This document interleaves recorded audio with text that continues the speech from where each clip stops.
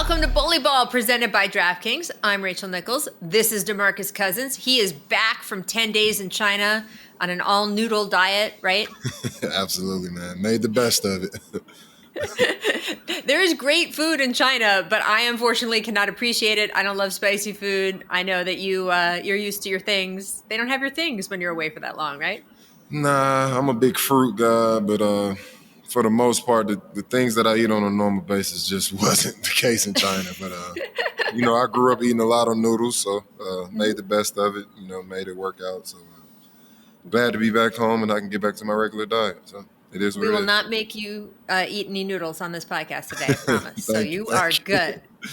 We will make you talk about the Oklahoma City Thunder, though, because, man, they are number 2 in the West. That is a sentence that I thought I would say at some point, but maybe not this season. They are early. We knew how good Shai Gilgeous-Alexander was. Chet, though, averaging 18 points per game, 8 rebounds per game, 2.3 blocks per game. His shooting splits, Boogie, are 56, 44, and 88. As I said, SGA killing it as always, 36 and 6. I mean, look, let's talk about Chet first, because big man's a big man. Tell me what you see with him. Man, I think he's come in and played the right style of basketball. Obviously, Chet coming in, he was a super talented player. Came in with a lot of notoriety. Super talented on both ends of the floor. I don't think he gets enough credit for how competitive he is as a player. Yeah. He accepts every challenge. He's fearless.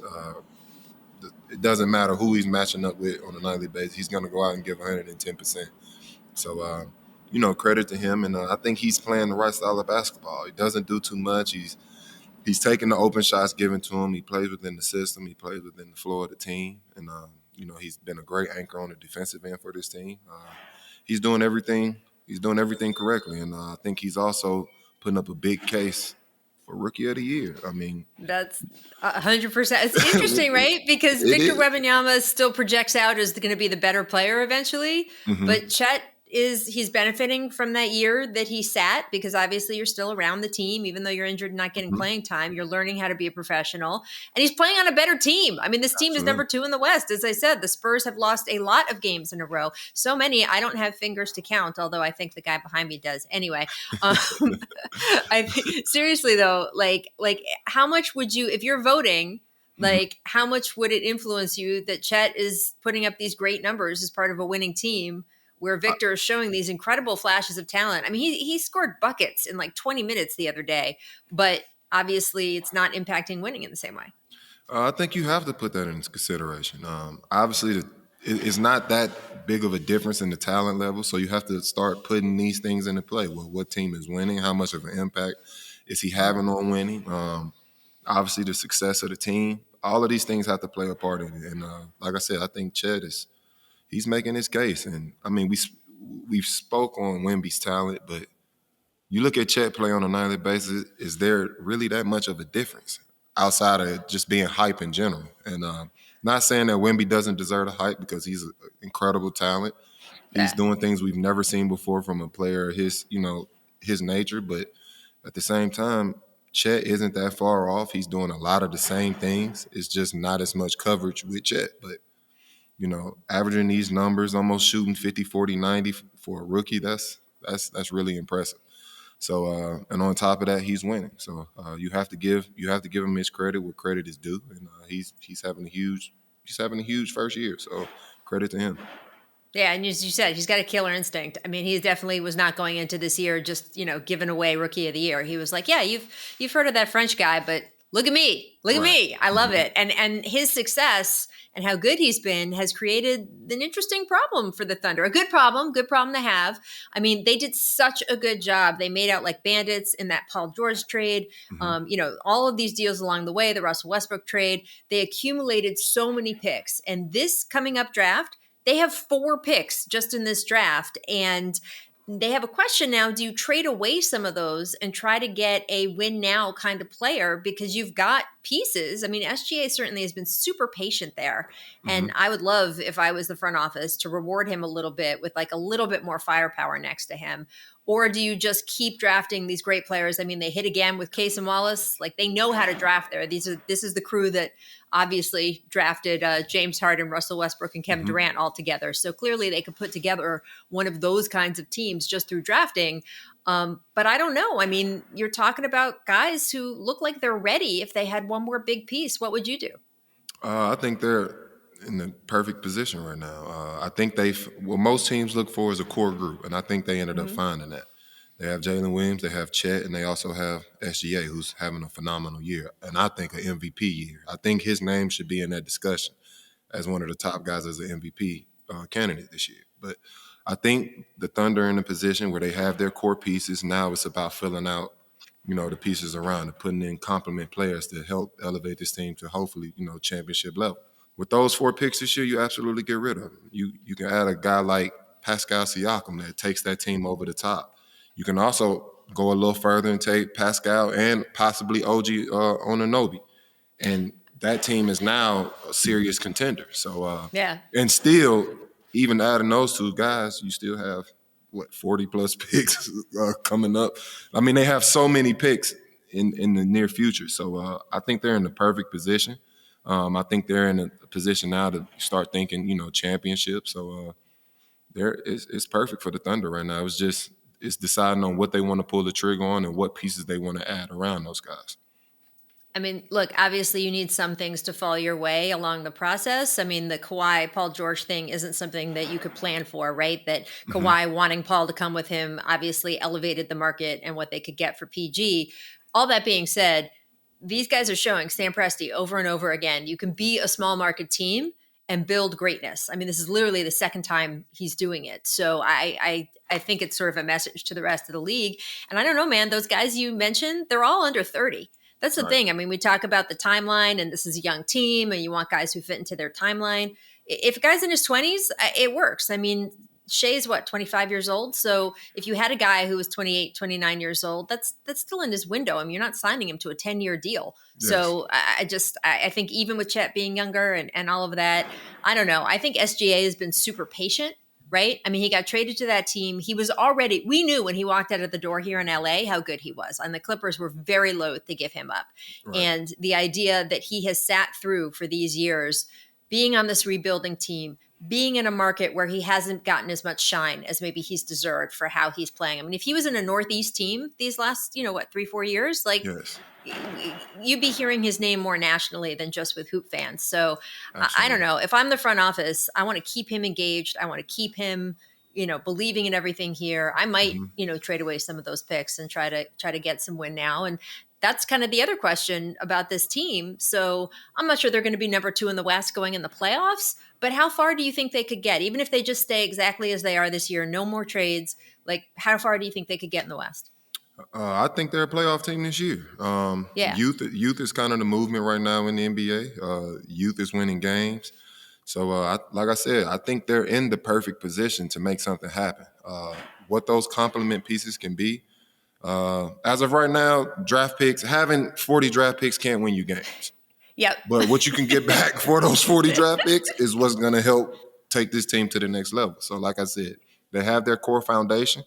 What are you going to add around that to take these guys to the next level? Yes, SGA has been patient. Reward him. Put him in a position to actually go win something. I think he's playing MVP caliber basketball. You put those complement pieces around it, they got a chance. So it just depends on what they want to pull the trigger on to, elevate this team to the next level.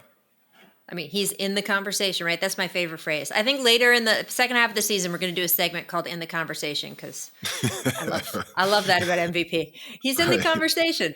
All right, some of the other teams in the West not doing as well. Boogie, your former Golden State Warriors, 3-7 in their last 10. Now they do get Draymond Green back tomorrow, as we sit here. But him being out has not been the only problem. Wiggins, man, career lows across the board. I'm going to look at these numbers here. Career lows in points, field goal percentage, 3-point percentage, even minutes per game. And Klay Thompson, and that's who I really want to talk about, he's struggling. He averaged 22 points a game last season. He's only at 15 points a game, which they need more from him. You played with Klay. You know how he works and what spots he's comfortable in. He just hasn't looked comfortable. His catch and shoot numbers are bad, only 39% on catch and shoot this season. Mm-hmm. What do you see with him, why he's not doing what he should be doing? I don't see anything. It's early in the season. We've seen Clay have, slight shooting slumps. Like, this is all That's part true. of basketball. We also seen Clay come out and explode for 60, 50, 40, whatever the case may be. So just give it time. I think Clay will find his rhythm eventually. Shoot or shoot. You shoot through your misses. You continue to shoot through your misses, and we all know Clay will do that.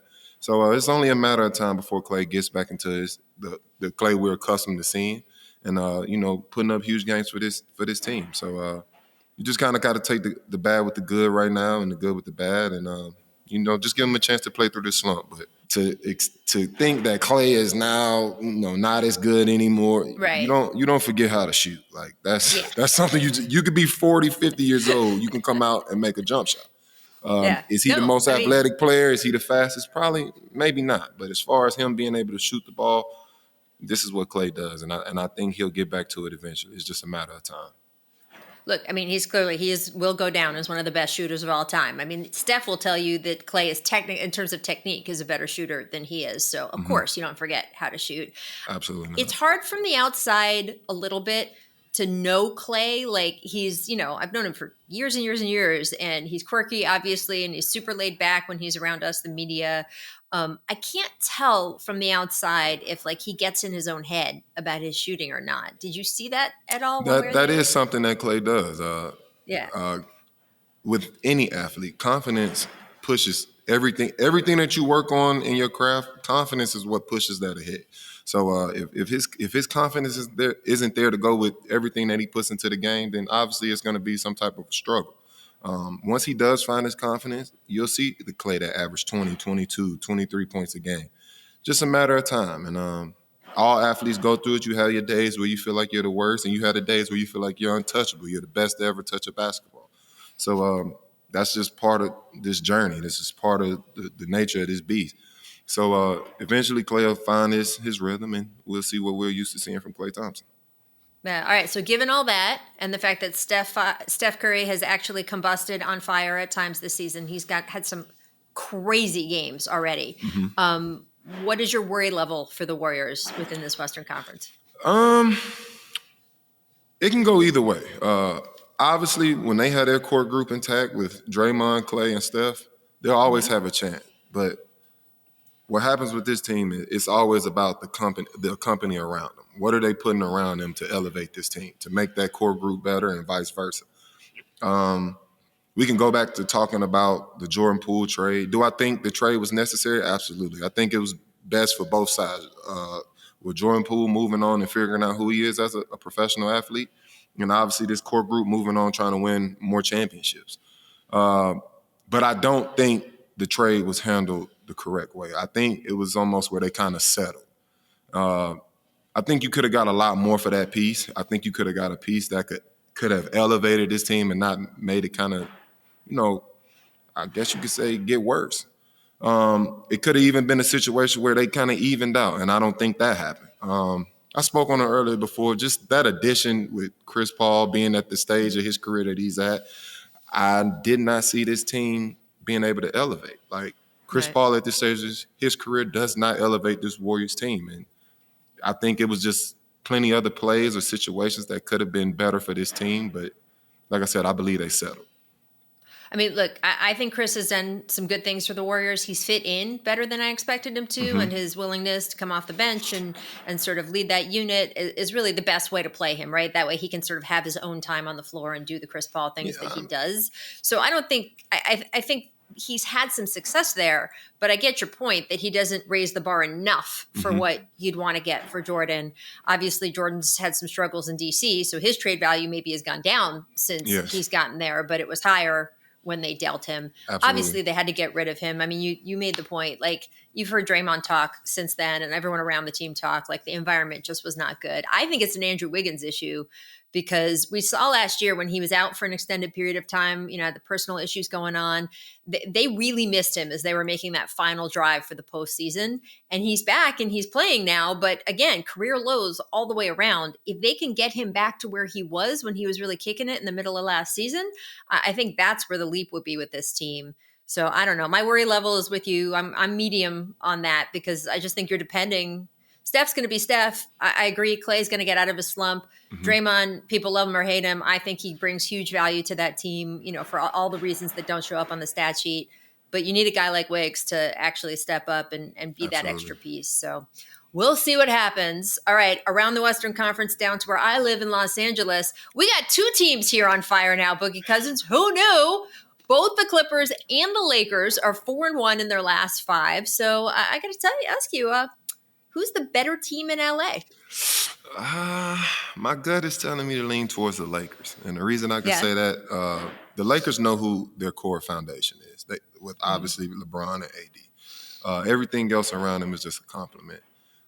With the Clippers, I think they're still in the process of figuring that out, who they are moving forward. They have so much talent, it's almost an overload, and it's now trying to figure out how are we going to make all this talent and all these egos fit together for the betterment of the situation.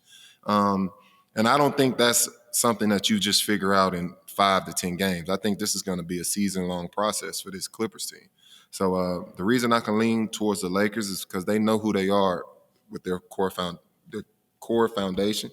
And it's just about making that core foundation keep moving forward and making all the complementary pieces continue to play at a high level. So I think that's a more fixable situation compared to what the Clippers have going on. So I'm going to have to lean towards the Lakers. Well, I like what the Clippers have done since Russ moved to the bench. I do think that was a big part of figuring it out. Obviously, offense flowing. They're getting that spacing that they thought they were missing, the reason they got James. And look, he still knows how to run the floor in a way that, frankly, they haven't had since Chris Paul left. I mean, it definitely makes a difference in terms of getting the guys in their spots. PG is still really comfortable with Russ, so we've seen them on the floor together more, but Kawhi and James have a nice thing developing. So I like all of that. It's been a little complicated with Russ. I mean, the story came out that Russ asked to go to the bench, and I think we all know how that works, right? Is that's sort of what you say when a guy like that, who's so proud and has had such a great career. I don't know who asked who. I'm not going to get into it. Clearly, willing to be a team player. I mean, the important thing is he's willing to be a team player, right? I mean, Absolutely. The thing about Russ is that he wants to win so badly. I think he is a bit misunderstood.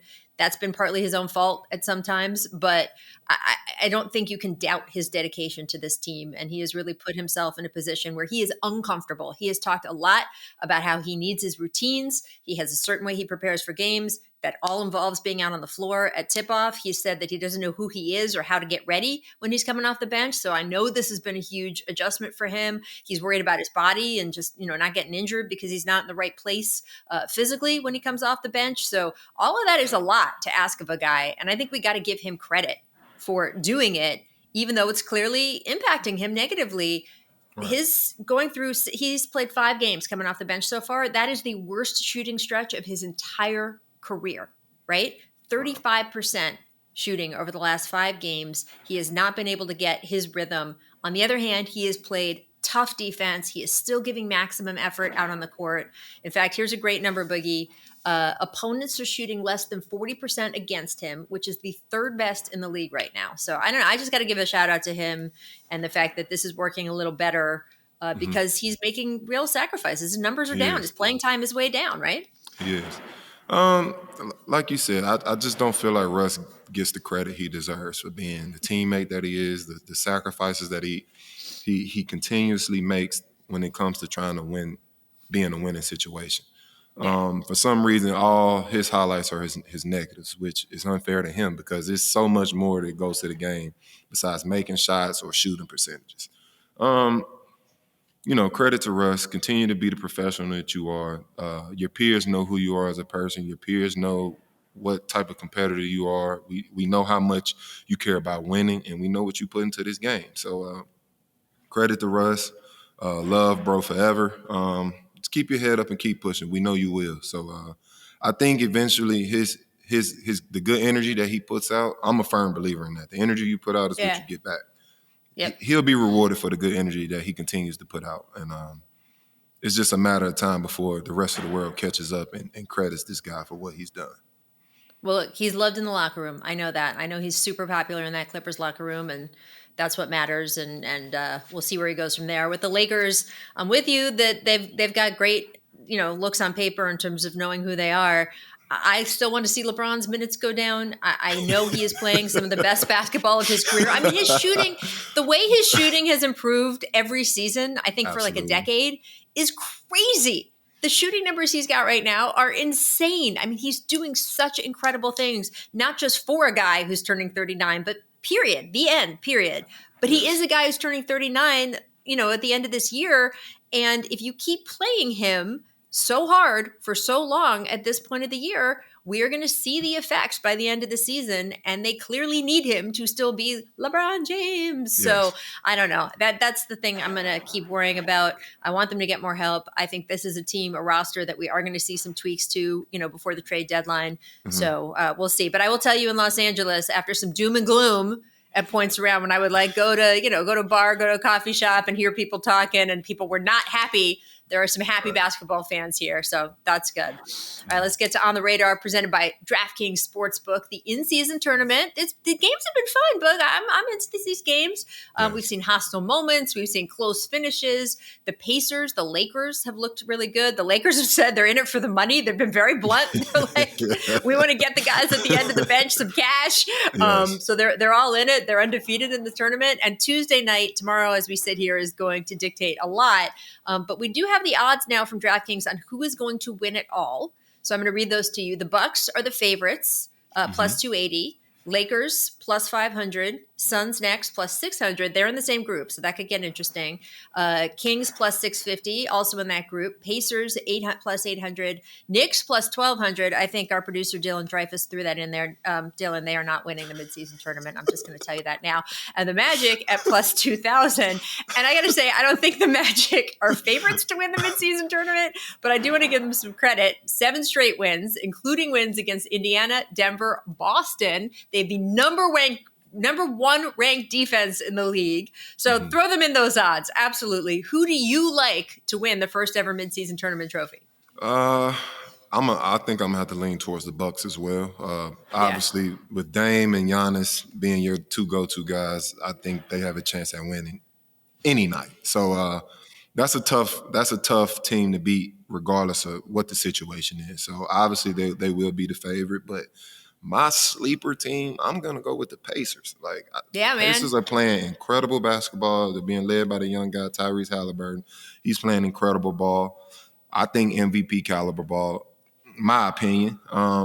So I think they're a tough team to beat. Miles Turner playing great basketball. He's turned it around, playing inspired basketball. Buddy Hield playing some good ball. The complement pieces around them, they're just in a good flow right now. It looks like they have fun playing together. They're playing inspired basketball on a nightly basis, and whatever their motivation is, obviously they're playing lights out for it. If it's the money, if it's just just being able to hold up the hardware at the end of this tournament, whatever the case may be, it's pushing them to a new height, and I like what I'm seeing from this Pacers team. Yeah, I think the Pacers feel that they've been overlooked a little bit. I know Tyrese Halliburton feels he's been overlooked. He feels like, hey, I should be in the conversation also. Again, for the segment, in the conversation. Tyrese thinks that he should be on that national stage, and I think they are very motivated to try to win. And we do see with these midseason tournaments in soccer and Europe and everything, a lot of times, sometimes it's the best team in the league and they're the best team and they keep winning and they win the midseason thing and at the end of the year, the big trophy. But a lot of times the midseason tournaments in different leagues, you see guys like the Pacers come and steal it because you have the teams, the elite teams like the Denver Nuggets, they're focused on the end of the season. Whereas a team like the Pacers, they want to make noise in Vegas. They want to get this done. It'll be interesting. It also depends on how much defense is required in these games. Yes. The Pacers Pacers and Hawks last week had that game where I believe the team scored a combined 468 points. Okay, not that bad, but still. It'll be interesting to see what happens there, but they got great energy, and I love it. And I'd like to see them in Las Vegas. I think that would be incredible. All right, this week, we still got to get through the games this week before everyone heads to Nevada. So let's take a look at the marquee games. Boogie, I'm going to read you a few. You tell me which game is jumping out to you as the one must watch. We got Thunder versus Timberwolves on Tuesday, which on paper you're like, oh, Thunder Timberwolves. These are the top 2 seeds in the West right now, as we sit here. Correct. I mean, that's incredible. So that game is on Tuesday. On Wednesday, you've got Clippers and Kings, your old team. And I got to say, that rivalry is getting good, right? I mean, I like how the Kings are nosing in with all these other teams. So you got that one. And then on Friday, Sixers Celtics. That is an age-old rivalry and even higher this year. It's the third meeting of the season, which is kind of crazy. I feel like they play every week right now. So there's already been a little bit of bad blood there. And you've got Nuggets and Suns on that Friday night also. So of those games, who you got? What's the one you have to watch? Oh, man, I think I'm going to have to go for Friday's game with Sixers and Celtics. Obviously, this Sixers team is a different team with losing James Harden and bringing in some new pieces. But I think it's going to be a good test for them to see who they are as a team against top competition.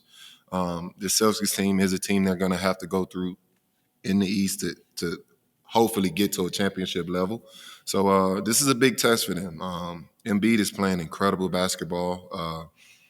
He won MVP last year, and obviously with winning MVP, it's like, how could this guy get better? And he's found a way to actually become even better.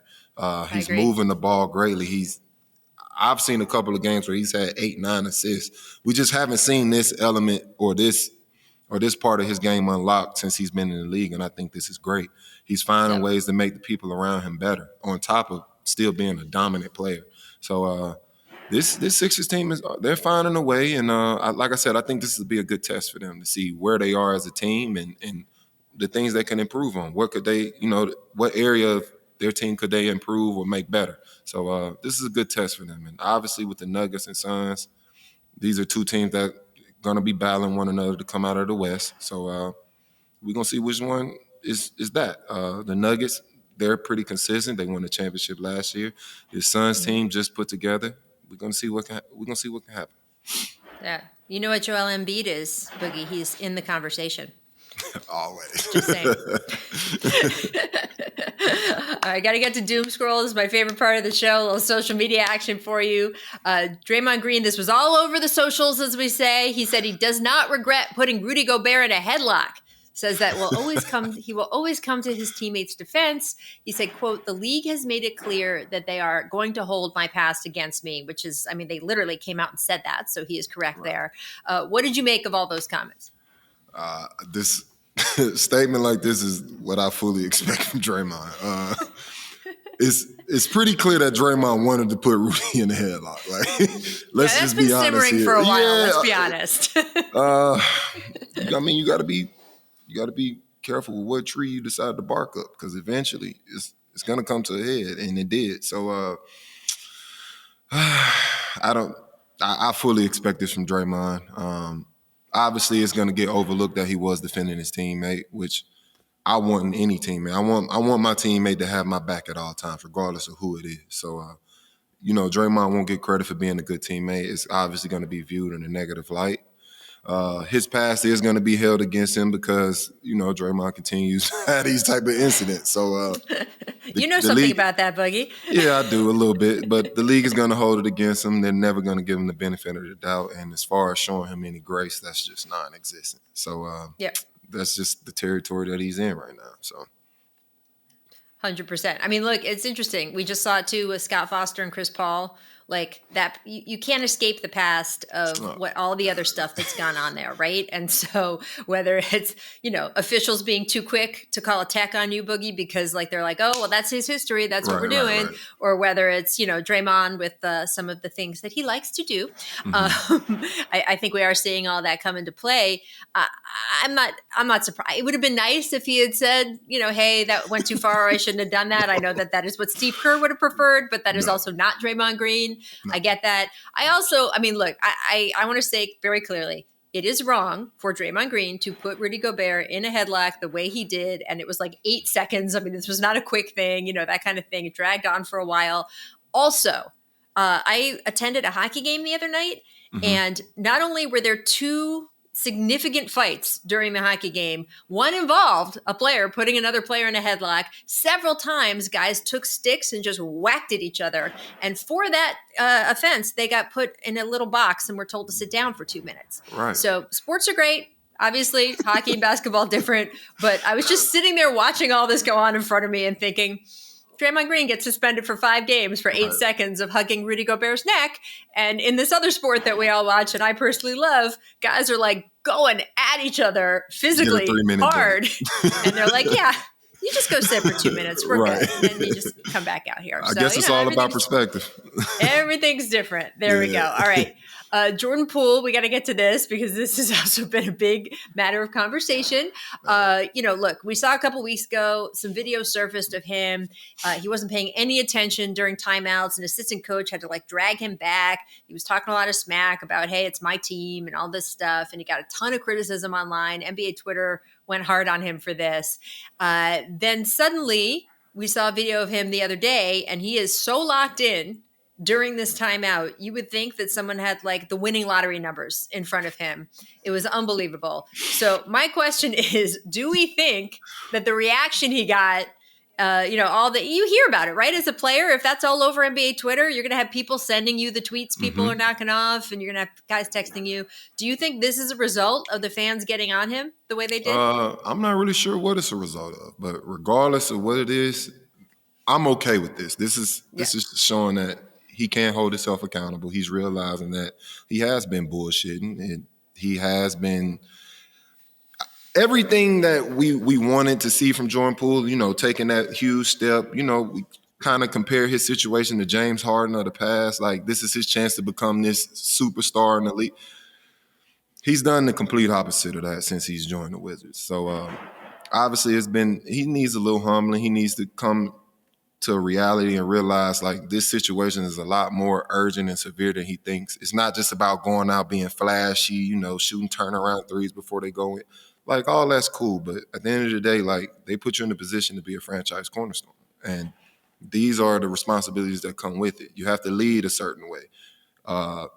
You can't go out there and just talk the talk. You also have to walk the walk, obviously. So, this is, a little humbling for Jordan Poole, but I think this can also help put him back on track, put his mind in the space that it needs to be in to lead this Wizards team. And, he has to realize this shit is a lot harder than just, making baskets. Yeah. So whatever it takes to, help get him on track, but that small clip of him being locked in on the bench, paying attention compared to what we saw couple of weeks prior, I think that's an improvement, and I'm okay with that. So he does realize that he has been bullshitting, and like I said, he can get back on track and help lead this Wizards team.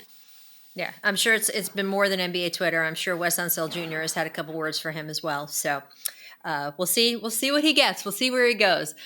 This story is crazy, Boog. I literally had to read this twice.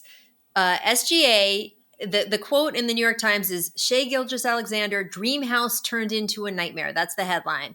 Here's the deal. So in May, he bought a $6 million dream house in Toronto, right? From Canada. This is it. This is the house he's going to raise his family in. This is amazing. Finally made it. Your big contract, you buy the house. This is it. 2 days after he moved in, menacing visitors began to appear at the house looking for the previous occupant of the house. It turns out that this guy was a self-proclaimed crypto king who apparently owes more than $25 million to 150 different people. And they're all looking for him. And they all think he lives there. And apparently they're not playing around, because when he did live there before the house got sold to SGA, someone came, kidnapped him, tortured him. There's photos of him after he was released. He is totally, his face was basically rearranged. And now there's more guys coming to the house looking to do the same thing.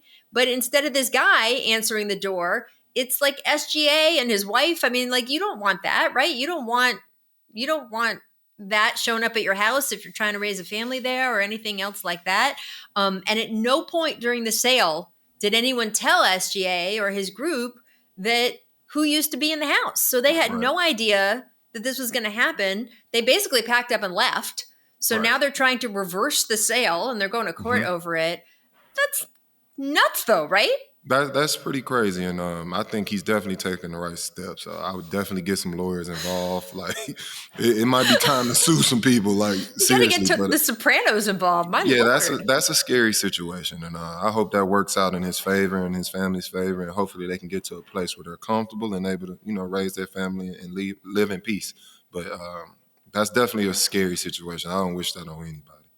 I mean, look, obviously, even if you're home, you don't want that going on. But especially if you're a pro athlete and you're on the road a lot, like that shit's not okay. Like that's bonkers to me. Yes. I also don't know how you can owe 150 people more than $25 million collectively. But I guess if you work really hard at it. Dude was definitely into some janky business. So yeah, that's a different situation. I just want, most fans out there are not buying homes for $6 million, but it's not all the sweet life, people. Apparently things go wrong for them too. So I don't know. All right. A nicer story. Victor Wembanyama, as we know, you mentioned the hype around him. I mean, everybody wants a piece of what they think is going to be this incredible NBA legendary story. And his first game-worn jersey just went up for auction. It's sold at Sotheby's for $762,000 for one jersey.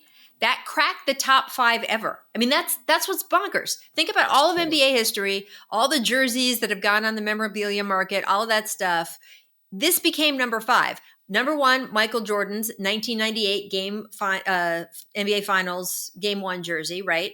I want to know what that last game where he hit the shot, but anyway, that he probably has that one at home. But yes, Michael Jordan's 1998 NBA Finals Game 1 jersey, that went for $10 million, so nuts, but understandable. Wilt Chamberlain, his 72 NBA Finals jersey, that Lakers jersey, went for nearly $5 million. Kobe Bryant had one that went for like a little over $3.5 million, his rookie jersey. But the fact that Victor Wembanyama is in that conversation now, in the top 5, those names, Michael Jordan, Wilt Chamberlain, Kobe Bryant, and LeBron James, that jersey also is in the top 5. And now Victor Wembanyama. I mean, that's where we already are with this guy. Man, it's just you got to credit his talent. I mean, obviously, these people believe in this young kid's talent. They believe he's going to have an incredible career. Nearly I believe that as well. $1 million. I don't know. If you think about who your loves were growing up, like who your favorite players were, if you could have one jersey from one era or one particular style of jersey from one player, who would you shell out some money for? Oh, man. I was actually lucky enough to get that jersey. I have a signed Bo Jackson jersey. So I'm Seriously? a huge Bo Jackson fan. Yes. Alabama guy. So I'm big on all my natives from Alabama. So I know the feeling, but I'm going to be honest. It definitely wasn't this price. Did it cost you $1 million? Nah, no? not even close. So it was actually gifted to me, thankfully. See, there you go. Yeah, so... But to come out of my pocket, I don't know. Yeah. Well, I'm sure Bo Jackson's a fan of you too. So again, all you Alabama guys got to stick together. Absolutely. I just shudder to think if Wemby's in an NBA Finals, if already his rookie year jersey is nearly $1 million. We'll see. We'll see what happens. All right, Boogie, we'll leave it there. You guys can catch all the episodes of Bully Ball on YouTube, Showtime Basketball's channel. You can also get it wherever you get your podcasts. Give us those 5-star reviews. Those help us in the algorithm. I'm not ashamed. I'm going to ask for them. I'm not going to be like, oh, I'm too cool for it. No, I am asking you. Go give that 5-star review because that will help us out. Spread the love. Spread the love of Bully Ball. We will be back next Monday. Thank you, Boogie Cousins. Thank you, Rachel.